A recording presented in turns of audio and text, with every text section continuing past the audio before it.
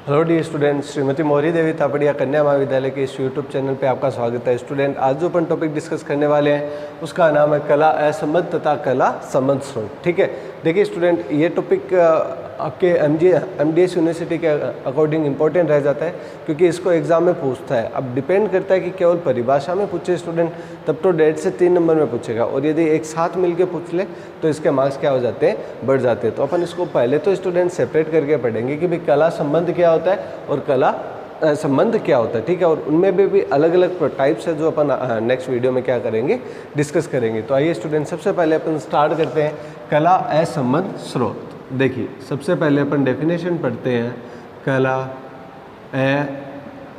असंबद्ध स्रोत की। ठीक है, देखिए स्टूडेंट, ये स्रोत कैसे होते हैं, जैसे मान लीजिए कि हमने 2 बल्ब को जलाया। ठीक है, एक बल्ब है ग्रीन कलर, एक कलर है एक सेकेंड वन है रेड कलर का। ठीक है, ये अपन यह कह देते हैं कि 2 अलग अलग है, उनका एक दूसरे के साथ कोई रिलेशन नहीं है। तो मतलब फिर उनके जो कलाएँ रहेगी वो भी क्या रहेगी, अलग अलग रहेगी। इसका मतलब यदि 2 प्रकाश स्रोत जिनके बीच कलाओं में कोई निश्चित संबंध नहीं होता, क्या कहलाते हैं, कला असंबद्ध स्रोत कहलाते हैं। वापस रिपीट कर रहा हूँ स्टूडेंट, ऐसे 2 स्रोत जिनके बीच कोई निश्चित कला का संबंध नहीं होता, अर्थात उनकी कलाएं क्या होती है, भिन्न भिन्न होती है। अर्थात स्टूडेंट, उनका जो फेज रहेगा वो with respect to time independent रहेगा, अर्थात डिपेंड नहीं करेगा। तो देखिए, मेनली इनमें डेफिनेशंस पूछी जाती है। ठीक है, तो पहले अपन डेफिनेशंस पढ़ेंगे और उनके बाद उनके अपन क्या पढ़ेंगे, टाइप्स पढ़ेंगे। ठीक है, तो आइए सबसे पहले अपन स्टार्ट करते हैं कला असंबद्ध स्रोत की। अर्थात वे स्रोत, अब आप इनको प्रकाश स्रोत, लाइट स्रोत ही बोलोगे ना, अर्थात ये हो जाएगा प्रकाश स्रोत। अर्थात वे प्रकाश स्रोत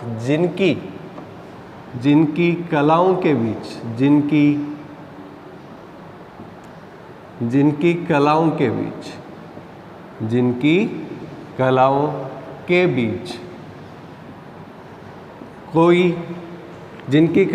बीच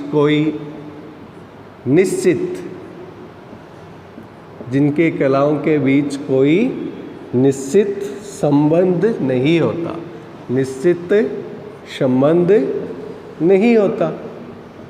नहीं होता, वे क्या कहलाते हैं, वे कहलाते हैं कला असंबद्ध स्रोत। वे स्रोत कहलाते हैं कला असंबद्ध स्रोत। ठीक है स्टूडेंट, देखिए ये तो हमने पढ़ी डेफिनेशन किसकी, कला असंबद्ध स्रोत की। स्टूडेंट, मैं आपको एक प्रीवियस वीडियो की एक इक्वेशन लिखवाता हूँ जिससे आपको ये टॉपिक पढ़ने में बहुत आसानी होगी। देखिए, हमने एक टाइम इक्वेशन लिखी थी ऐसा कुछ करके, E01 का स्क्वायर प्लस E02 का स्क्वायर प्लस 2E01 E02 और लिखा था कोस के डेल, और माइनस क्या लिखा था स्टूडेंट, फाई। यदि आपको प्रीवियस वीडियो में आपको ये इक्वेशन आपने देखी है, यदि आपने प्रीवियस वीडियो देखा है तो आपने ये इक्वेशन श्योर देखी होगी। उसमें हमने क्या लिखाया था, रिजल्टेंट परिणामी आयाम के लिए क्या लिखवाई थी, एक इक्वेशन लिखा हुई थी स्टूडेंट, है ना। तो अब देखिए स्टूडेंट, इस इक्वेशन को अपन ध्यान से देखें तो अपन को पता चलता है कि इसको अपन किस में कन्वर्ट कर सकते हैं, तीव्रता में भी कन्वर्ट कर सकते हैं। लेकिन स्टूडेंट यहाँ पे देखिए, के डेल माइनस फाई, के डेल और माइनस फाई। अब स्टूडेंट ये क्या था, ये थे दोनों कलाओं के बीच संबंध, फाई2 माइनस फाई1, और डेल क्या था, पथांतर था। डेल क्या था, पथांतर था। अर्थात कला संबंध स्रोत कौन से होंगे, वे स्रोत जिनके बीच कलाओं के बीच कोई निश्चित संबंध नहीं हो, अर्थात समय के सापेक्ष उनकी कलाएं क्या हो, बदलती हो तो फाई1 और फाई2 का मान क्या स्टूडेंट सेम रहेगा, बिल्कुल नहीं रहेगा। That means phi one not equals to क्या हो जाएगा, फाई2। दैट मीन्स फाई2 कभी भी फाई1 के क्या नहीं होगा, बराबर नहीं होगा। दैट मीन्स फाई की वैल्यू क्या नहीं होगी, 0 नहीं होगी। अर्थात जो हमने पिछले बार कंडीशन लगाई थी वो कला संबंध स्रोत के लिए लगाई थी, उसमें हमने फाई का मान कितना रखा था, 0। ठीक है, फाई का मान कितना रखा था, 0। यहाँ से अपन देखें तो फाई2 बराबर कितना हो जाता, फाई1 हो जाता। अर्थात उनके कला के बीच कोई ना कोई तो निश्चित संबंध ही है, क्योंकि दोनों ही कलाएं बराबर है। तो फेज इक्वल हो गया, फेज इक्वल हो गया तो कला संबंध हो गया ना। इसका मतलब कला असंबंध को आप पढ़ सकते हो एकदम सिंपल इस इक्वेशन से। इस इक्वेशन से आप यह कह सकते हो कि इस इक्वेशन में जो परिणामी कला है या जो कलांतर है फाई, वो कितना है, φ2 - φ1 है, तथा परिणामी कलांतर शून्य नहीं है। अर्थात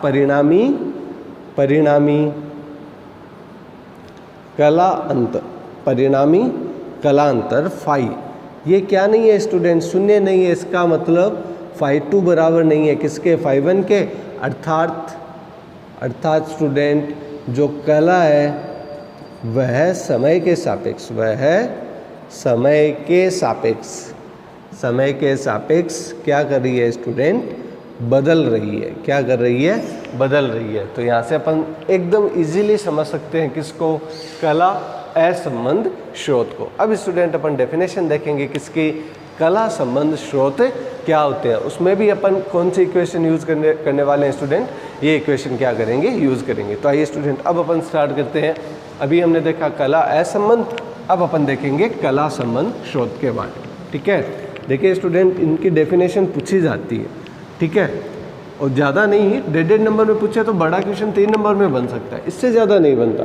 हाँ, कंप्लीट मिला के पूरा ही टॉपिक पूछ ले तो फिर 6 से 7 नंबर में बनने के चांस रहते हैं। देखिए अब अपन स्टार्ट करते हैं कौन सा, कला संबंध स्रोत। अब अपन स्टार्ट करेंगे कला संबंध स्रोत। अब देखिए संबंध का मतलब होता है रिलेशन स्टूडेंट, ठीक है। अब रिलेशन का मतलब क्या हो गया कि एक फिक्स हो गया। फिक्स मतलब जैसे मान लीजिए भाई बहन का रिश्ता है तो वो फिक्स हो गया, ठीक है। ऐसे ही इसमें क्या रहेगा, कला संबंध। कला संबंध का मतलब यदि दो स्रोत, देखिए यदि दो स्रोत, यदि कोई दो, देखिए जितना सिंपल है उतना सिंपल लिखाऊंगा, यदि कोई दो प्रकाश स्रोत के बीच कलांतर बोल दीजिए, के बीच कलांतर समान हो। पहली डेफिनेशन, या देखो अभी तक एक डेफिनेशन बनाई है, हमने आगे क्या लगा दिया, ओब्लिक लगा दिया। ओब्लिक का मतलब या तो ये बात हो, या यदि किन्हीं दो प्रकाश स्रोत की, यदि किन्हीं, आप कोई से भी लिख सकते हो, किन्हीं दो प्रकाश स्रोत, हाँ, यदि किन्हीं दो प्रकाश स्रोत की कला प्रकाश स्रोत की कला समय के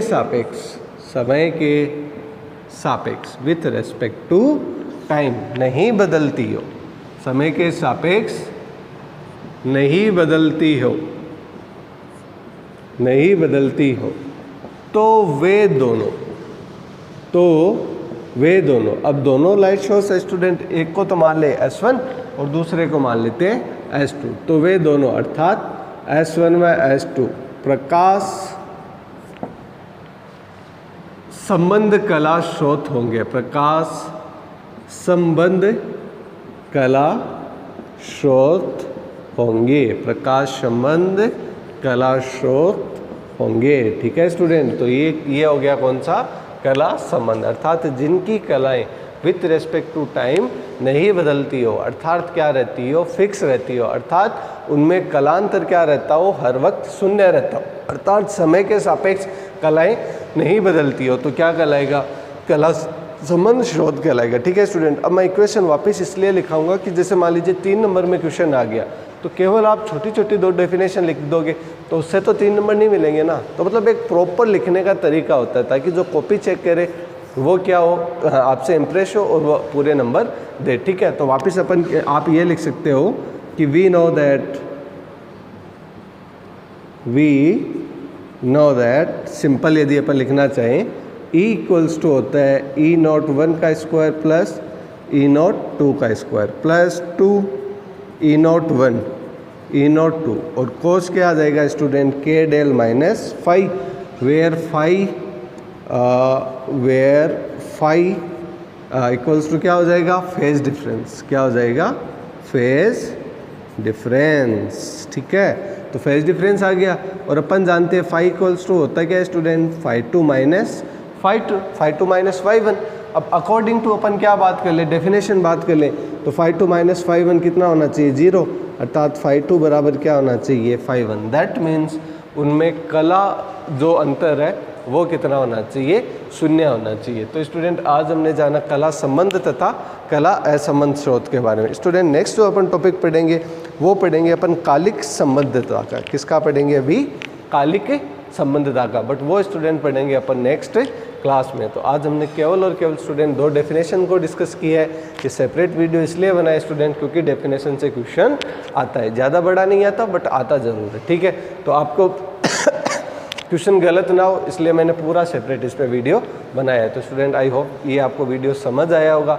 फिर भी इन डेफिनेशन में केवल 2 डेफिनेशन डिस्कस की है, फिर भी इन 2 डेफिनेशंस में आपको यदि डाउट हो, कोई भी क्यूरीज हो, तो हमारा जो असम DT का ग्रुप बना हुआ है स्टूडेंट, उसमें आप मैसेज करके या कमेंट सेक्शन में आप कमेंट करके पूछ सकते हो। Thanks for this video watching. Thank you student.